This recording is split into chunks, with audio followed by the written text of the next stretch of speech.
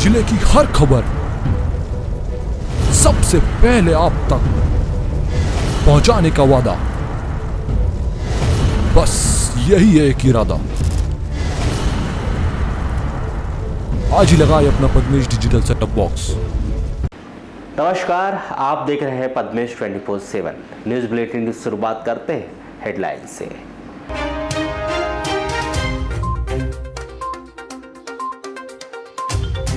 MLB school प्रबंधन की एक गलती पर दांव पर छात्रा का भविष्य। प्रबंधन ने 12वीं के रिजल्ट में प्रैक्टिकल के नहीं भेजे सही अंक।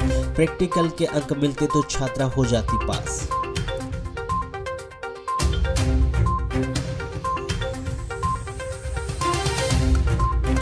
स्व सहायता समूह की एक सदस्य ने समूह से करीब 2 लाख रुपए का लोन लेकर परिवार सहित हुई फरार। समूह की अन्य महिलाओं ने थाने में की शिकायत।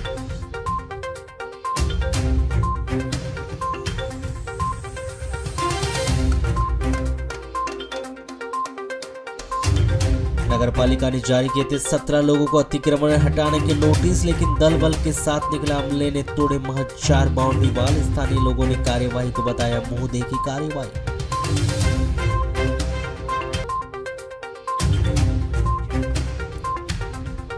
पत्नी को लेने मायके गया व्यक्ति ने अपने साले को चाकू मारकर किया घायल। मलाजखंड थाने के छिंदी टोला के करहू की घटना।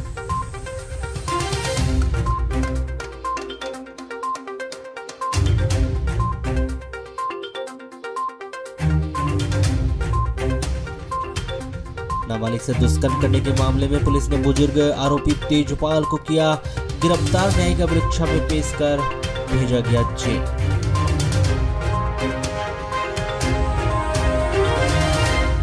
बारासुरी जनपद पंचायत के अंतर्गत आने वाली ग्राम पंचायत कोस्ते में सिर्फ टीकाकरण के नाम पर ही महीने के प्रथम मंगलवार को स्वास्थ्य सेवा मात्र एक एएनएम के द्वारा दी जा रही है, जिससे ग्रामीणों में काफी आक्रोश व्याप्त है।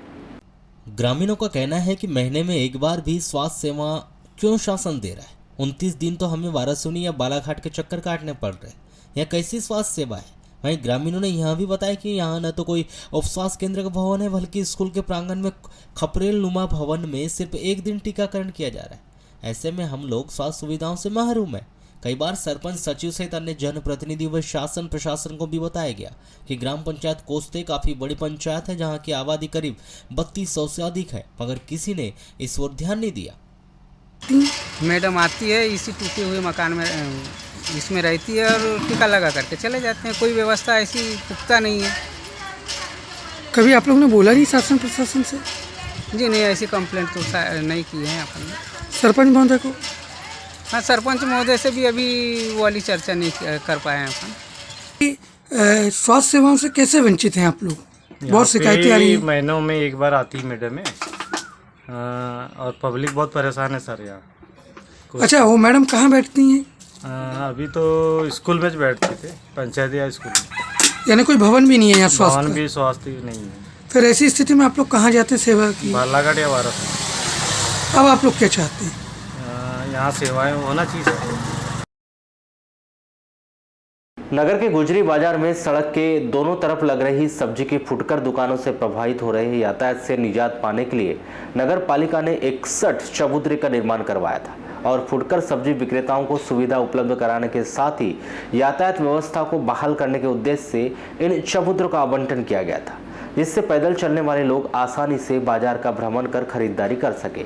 लेकिन इन 61 चबूतरों में महज कुछ ही सब्जी विक्रेता दुकान लगाते हैं और पूरा बाजार रोजाना ही सड़क के दोनों तरफ नजर आता है, जिससे गुजरी बाजार में रोजाना ही सड़क के दोनों तरफ फुटकर सब्जी दुकानें लग जाने से जहां जाम की स्थिति निर्मित होती है, बल्कि कई बार इसके चलते विवाद व सड़क हादसे भी होते रहते हैं। आपको बताएं कि अमंती चौक से लेकर गुजरी बाजार से साई मंदिर रोड, गुजरी बाजार से मस्जिद रोड, मदन मेडिकल चौक तक बड़ी संख्या में सड़क के दोनों तरफ सब्जी की दुकानें लग जाने के कारण पैदल चलने के लिए लोगों को जगह नहीं मिल पा रही। वहीं दोपहिया वाहन के लगातार आवागमन होने से लगातार जाम लगा रहता है और आए दिन सड़क दुर्घटनाएं भी हो रही है। वहीं नगर पालिका का अमला इन सब्जी विक्रेताओं को उनके निर्धारित स्थान पर बैठाने की कार्रवाई करने के बजाय सड़क पर बैठे दुकानदारों से वसूली कर चला जाता है और रोजाना ही इस गंभीर समस्या से नजरें चुरा लेता है। ट्रैफिक हो जाता है, दुकानें रोड पे लगती है, आने जाने में इतनी दिक्कतें होती है कि एक दूसरे का बिल्कुल आंख में चढ़ी जाती है। इस तरीके से ट्रैफिक हो जाता है यहाँ पे। यहाँ पे दुकानें बिल्कुल रोडों पे आ जाती है। अब लोग आएंगे कहाँ और खड़े गाड़ी खड़े करेंगे कहाँ और कैसा, बहुत दिक्कत हो जाती है। जब इस पूरे मामले को लेकर दूरभाष पर की गई चर्चा के दौरान मुख्य नगर पालिका अधिकारी निशांत श्रीवास्तव ने बताया कि गुजरी बाजार में सड़क के दोनों तरफ लग रही दुकानों से यातायात प्रभावित हो रहा है। यह एक वास्तविक समस्या है। इसके समाधान के लिए त्वरित कार्रवाई की जाएगी। मैं स्वयं मौके पर जाकर गुजरी बाजार के इस अतिक्रमण को हटाने की कार्रवाई करवाऊंगा। विगत दिनों दिल्ली में हुए साक्षी हत्याकांड पर ऐतराज जताते हुए भीम आर्मी भारत एकता मिशन बालाघाट के द्वारा बुधवार को कलेक्टर कार्यालय में ज्ञापन सौंपा गया, जहां ज्ञापन के माध्यम से भीम आर्मी भारत एकता मिशन के द्वारा साक्षी की शरेआम चाकू से गोदकर पत्थर से सर कुचलकर हत्या करने वाले आरोपी शाहिल को फांसी की सजा दिलाए जाने की मांग की गई। ज्ञापन के माध्यम से भीम आर्मी भारत एकता मिशन के द्वारा साक्षी के सरेआम चाकू से गोदकर पत्थर से सिर कुचलकर हत्या करने वाले आरोपी शाहिल को फांसी की सजा दिलाए जाने की मांग की। महामहिम राष्ट्रपति के नाम सौंपे गए ज्ञापन में उन्होंने देश में बहन बेटियों को असुरक्षित बताते हुए ऐसे मामले में सरकार को कड़े कदम उठाकर निष्पक्ष जांच कर आरोपी के खिलाफ दंडात्मक कार्रवाई की जाने की मांग की। विगत दिवस जो दिल्ली में बहन साक्षी की जो निर्मम चाकू घोंचकर सर में पत्थर पटक कर जो हत्या की गई थी, उसके विरोध में आज हम सभी भीम आर्मी एकता मिशन के सभी सदस्य लोग राष्ट्रपति महोदया महामहिम को ज्ञापन देने आए हैं बालाघाट के माध्यम से, जिसमें हमारी 5 सूत्री मांगे हैं। मामले को फास्ट ट्रैक कोर्ट में चलाया जाए और आरोपी साहिल को फांसी की सज़ा दिलाई जाए। परिवार के सभी सदस्य को सुरक्षा प्रदान की जाए। परिवार को आर्थिक सहायता 1 करोड़ की राशि प्रदान की जाए एवं परिवार के सदस्य को किसी एक को सरकारी नौकरी प्रदान की जाए। मलाजखंड थाना क्षेत्र के अंतर्गत आने वाले ग्राम छिंदी टोला के करहू में एक व्यक्ति अपने साले को चाकू मारकर घायल कर फरार हो गया। 6 जून को 2 बजे यह घटना घरेलू विवाद के चलते हुई। घायल युवक निकेश पिता कृपाराम देवान 21 वर्ष को गोंदिया के अस्पताल में भर्ती किया गया है। एक युवक को चाकू मारकर प्राणघातक चोट पहुंचाने के आरोप में उसके जीजा फागूलाल पिता केशवलाल चोरटे सारस टोला ग्राम भंडेरी के विरुद्ध अपराध दर्ज कर जाँच शुरू की गई। प्राप्त जानकारी के अनुसार फागूलाल का ससुराल छिंदी टोला करहू का है। घरेलू विवाद के चलते फागूलाल की पत्नी 2 माह से अपने मायके में रह रही थी। दुकान में ही काम कर रही थी। बताया गया कि फागूलाल अपनी पत्नी को लेने उसके मायके आया था, किंतु वह उसके साथ जाने से इनकार कर रही थी। 6 मई को 2 बजे फागूलाल अपनी पत्नी को लेने छिंदी टोला आया था, किंतु वह उसके साथ जाने से इनकार कर रही थी। इसी बीच फागूलाल और उसके साले नीलेश के बीच विवाद हो गया। फागूलाल ने आवेश में आकर अपने साले नीलेश के घर में घुसकर उस पर चाकू से वार कर दिया। चाकू के प्राणघातक हमले से नीलेश गंभीर रूप से घायल हो गया, जिसे तुरंत ही बिरसा के अस्पताल में भर्ती किया गया था। वहां से प्राथमिक उपचार के बाद उसे जिला अस्पताल बालाघाट रेफर कर दिया गया है।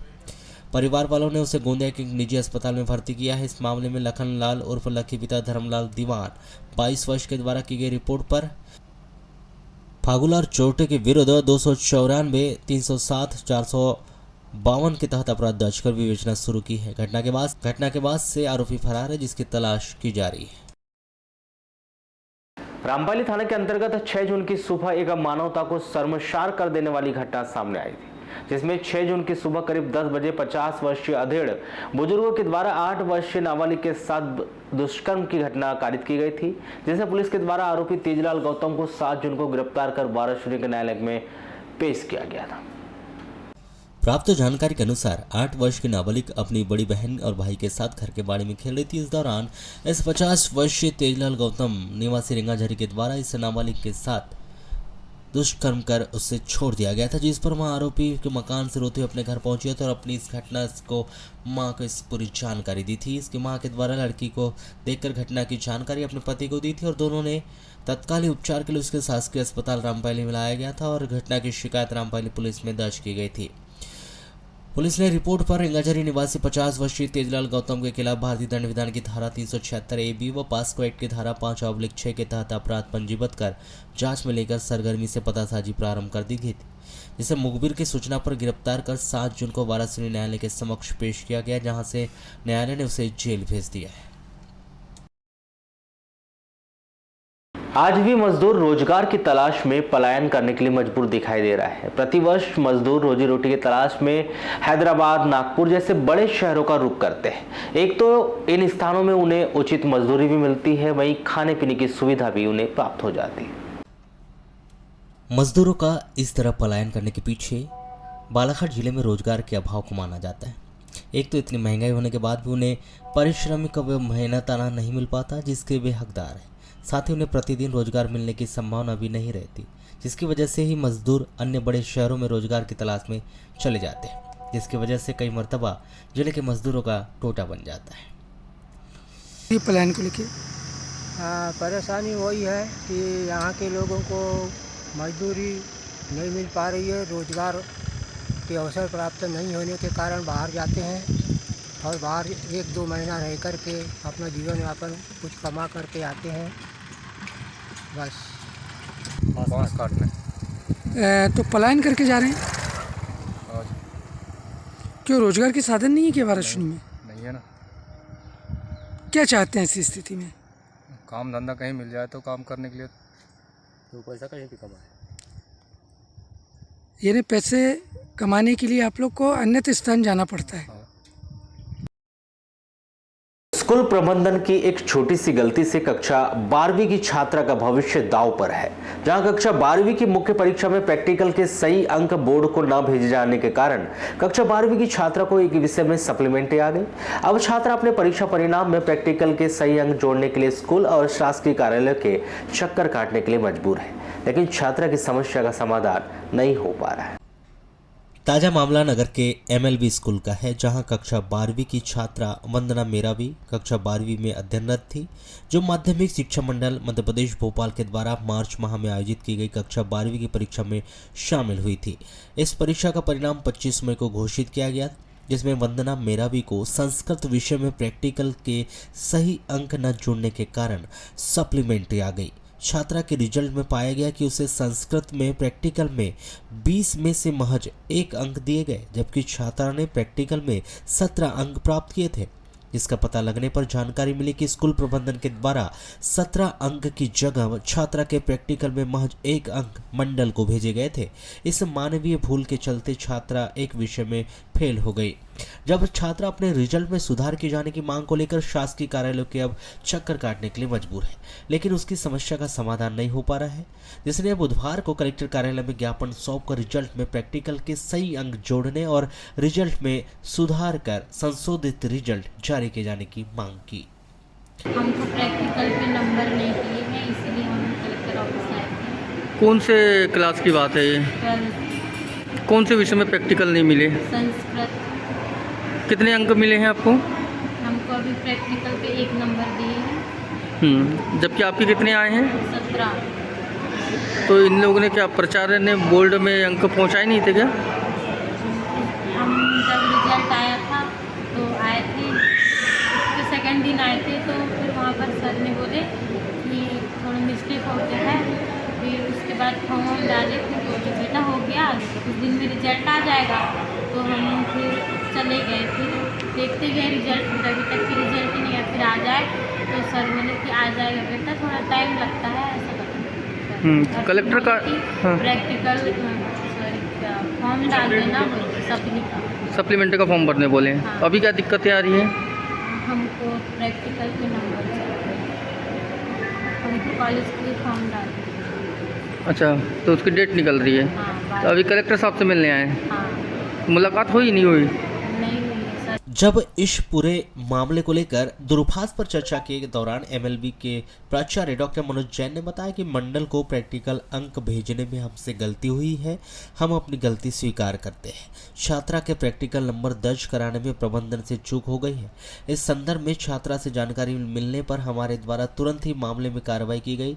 परीक्षा नियंत्रक को प्रैक्टिकल के सही अंक भेजकर रिजल्ट में सुधार करने के लिए कहा गया है, क्योंकि भोपाल स्तर में बड़े बड़े कार्यालय होते हैं। हो सकता है कि वहाँ थोड़ा समय लग जाए, पर हमने अपने स्तर से पूरी कार्यवाही कर दी है। जो हमसे बन सकता है हमने वह सब कुछ कर दिया है। हमें उम्मीद है कि जल्द ही छात्रा के रिजल्ट में संशोधन किया जाएगा और संशोधित अंक सूची भेज दी जाएगी। लालबरा विकास खंड के 104 गांव के ग्रामीण जनों के घर तक शुद्ध पानी पहुंचाए जाने के लिए शासन के द्वारा करोड़ों रुपए की लागत से नल जल योजना प्रारंभ की गई और इस योजना के तहत छिंदलाई बैनगंगा नदी का पानी जाम में बने जल शोधन संयंत्र में फिल्टर होकर पाइपलाइन के माध्यम से ग्रामीणों में प्रदाय किया जाता है। वह पानी प्रदाय करने के लिए पीएचई विभाग के द्वारा जगह जगह सीवेज चैम्बर लगाए गए, परंतु उसे खुला छोड़ दिया गया, जिससे दुर्घटना होने का अंदेशा बना हुआ है। अगर समय रहते सड़क किनारे बने पीएचई विभाग के खुले सीवेज चैम्बर को बंद कर उसके ऊपर सीमेंट का ढक्कन नहीं लगाया गया तो किसी भी समय बड़ा हादसा घटित हो सकता है। जागरूक नागरिकों व ग्रामीणों ने पीएचई विभाग से नल जल योजना के तहत जगह जगह लगाए गए सीवेज चैम्बर जो सड़क किनारे खुले रहे उसमें सीमेंट का ढक्कन लगाए जाने की मांग की। आपको बता दें कि शासन के द्वारा करोड़ों रुपए की नल जल योजना प्रारंभ की गई और पाइपलाइन के माध्यम से ब्लॉक के 77 ग्राम पंचायत के 104 गाँव तक छिंदलाई बैनगंगा नदी का पानी पाइपलाइन के द्वारा प्रदाय किया जा रहा है, परंतु जगह जगह पीएचई विभाग के द्वारा पानी प्रदाय करने के लिए लगाए गए सीवेज चैम्बर यानी पानी प्रदाय करने के लिए चालू बंद के लिए लगाए गए सीवेज चैम्बर विभिन्न स्थानों पर खुला पड़ा हुआ है, जिसके कारण दुर्घटनाएं भी घटित हो रही है। वाराणसी थाना क्षेत्र के अंतर्गत आने वाले ग्राम कायदी में अवैध रूप से संचालित शराब के अड्डे में शराब पीने गए एक व्यक्ति को मारपीट कर उसे धकेलकर घायल कर दिया गया। 6 जून की रात्रि में शराब के अड्डे में यह घटना रुपए के लेन देन को लेकर हुई। प्राप्त जानकारी के अनुसार ग्राम कायदी के श्री राम मंदिर के पास की गली में यशवंत बाजन घाटे के द्वारा अपने घर में अवैध रूप से शराब का अड्डा संचालित कर शराब बेची जा रही है। ग्राम कायदी के बीच बस्ती में संचालित इस अवैध शराब के अड्डे में शराब पीने वालों के साथ आए दिन विवाद की स्थिति बनती रहती है। 6 जून की रात्रि में मोरिंद्र चैतगुरु शराब पीने के लिए अपने मोहल्ले के ही कुछ दूर यशवंत बाजन घाटे के घर में संचालित शराब के अड्डे में शराब पीने के लिए गया था, जिसने यशवंत बाजन घाटे को 100 रुपये दिए और आधा और शराब ली। जब मोरिंद्र चैतगुरु ने वापसी पैसे उससे मांगे तो यशवंत बाजन घाटे ने रुपए देने से मना कर दिया और उसे गाली देने लगा। इस बीच दोनों के बीच वाद विवाद हो गया और यशवंत बाजन घाटे ने मोरिंद्र चैतगुरु को मारते हुए घायल कर दिया, जिससे उसके दाहिनी जांघें टूट गई। यशवंत बाजन घाटे के द्वारा मारपीट और धक्का देने से मोरिंद्र चैतगुरु घायल होकर बेहोश हो गया था, जिसके भाई यशवंत बाजन घाटे ने अपने भाई के साथ मोरिंद्र चैतगुरु को उठाकर उसके घर लाकर छोड़कर फरार हो गए। 7 जून को मोरिंद्र चैतगुरु उसके परिवार के लोग उसे जिला अस्पताल बालाघाट लाकर भर्ती किया, जहां जिला अस्पताल पुलिस चौकी के आरक्षकों ने चैतगुरु का बयान लेकर अस्पताल तहरीर अग्रिम कार्रवाई हेतु पुलिस थाना वाराणसी भिजवा दी है। ये झगड़ा किससे क्या हुआ? यशवंत बाजन घाटे। कैसे कैसे हुआ? शराब पीने गया था मैं उसके यहाँ। अच्छा। मैंने आधा पाव शराब पिया, हाँ। पैसे दिया, हाँ। और फिर मैंने वापस पैसे मांगा बच्चे। उसने ये बोला कि तूने पैसे नहीं दिया है, उसी पे से एक झापड़ गाल पे मारा और धक्का मार के गिरा दिया, तो मैंने पत्थर पे गिर गया। तो गाली गुप्तार नहीं किया? गाली गुप्तार भी किया, एक गाल पे झापड़ भी मारा।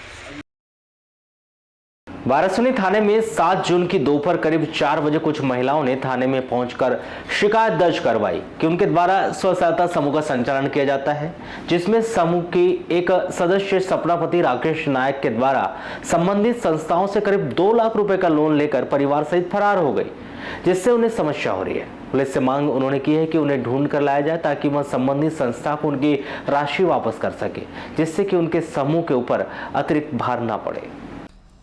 प्राप्त जानकारी के अनुसार वार्ड नंबर 3 निवासी पूनम भलावी, अंजना ठाकरे सहित अन्य महिलाओं के द्वारा मिलकर एक स्व सहायता समूह का प्रारंभ किया गया था, जो विभिन्न फाइनेंस संस्थान जैसे इक्विटास, ग्रामीण कोटा, बंधन बैंक, BSS माइक्रो फाइनेंस, हिसाब बैंक, स्वास्थ्य से जुड़े हुए थे, जहां से अपनी आवश्यकता पर वो लोन लेते थे और उन्हें समय पर किस्तों के माध्यम से जमा करते थे। इनके स्व सहायता समूह से वार्ड में किराए से रहने वाली सपनापति राकेश नायक भी जुड़ी हुई थी, जो लंबे समय से समूह में सक्रिय थी। उनके द्वारा पारिवारिक आवश्यकता बताते हुए समूह से जुड़े हुए करीब संस्थानों से अलग अलग करीब 2 लाख रुपए से अधिक का लोन लिया गया। वर्तमान में अंतिम बार 10 मई को उनके द्वारा लोन लिया गया, जिसके बाद करीब 3 किस्तों का भुगतान नहीं किया गया, जिससे अन्य महिलाओं के द्वारा वहन किया गया था। परंतु विगत दिवस राकेश नायक अपने परिवार के साथ किराए के घर को ताला लगाकर कहीं चला गया और उसके द्वारा समूह की महिलाओं को फ़ोन भी नहीं उठाया जा रहा है, जिस पर उक्त समूह से जुड़ी महिलाओं के द्वारा इस बात की जानकारी बैंक के कर्मचारियों को दी गई, जिनके द्वारा उनके भागे जाने पर उनकी राशि समूह के अन्य महिलाओं के द्वारा भरे जाने की बात कही, जिस पर महिलाओं के द्वारा 7 जून को थाने में आकर शिकायत दर्ज कराई गई और मांग की गई कि राकेश नायक, सपना नायक को पुलिस ढूंढकर वाराणसी लाए, जिससे कि वहां अपना लोन भर सके और हमें दिक्कतों का सामना न करना पड़े। सर वो हमने एक राकेश नायक है 10 साल से तकरीबन हमारे साथ जुड़ा हुआ था वो समूह में, तो 2 लाख का लोन लेके फरार हो गया रातों रात। आपके समूह का सदस्य था क्या अन्य व्यक्ति? सदस्य थी, इसकी मिसेस ने ली थी लोन। किस काम से ली थी? ये सब काम करता था वो इलेक्ट्रॉनिक वगैरह के, गांव-गांव जाके इलेक्ट्रॉनिक सामान बेचता था। कब लिया गया था लोन? सर अभी यानी कि अभी 3-4 दिन ही हुए सर। और फिर अभी लापता है? जी लापता। पूरा परिवार? पूरा परिवार घर में ताला लगा है, सामान कुछ नहीं है। यहाँ किराए से रहते थे कि अपने इस खुद का घर है? रहते थे सर। कितना लोन दिए थे? उसमें तकरीबन 2 लाख रुपए का पूरा अमाउंट है सर। 2 लाख रुपए? 5-6 कंपनियों से है जी। तो आपके इससे कितना था? हमारी कंपनी अभी नया भी लिया उसने, किस्त पैड नहीं किया एक भी। आपके? हाँ, एक जगह से 50,000 लिया, एक जगह से 30,000 लिया, ऐसे लिया। आपके समूह से कितना लिया था? हमारे समूह से उसके तकरीबन 1,20,000 रुपये पूरा। 1,20,000 रुपये आपका अमाउंट है? और अभी किस्त पैड नहीं किया उसने। तो उसकी शिकायत करने आए थे? जी सर।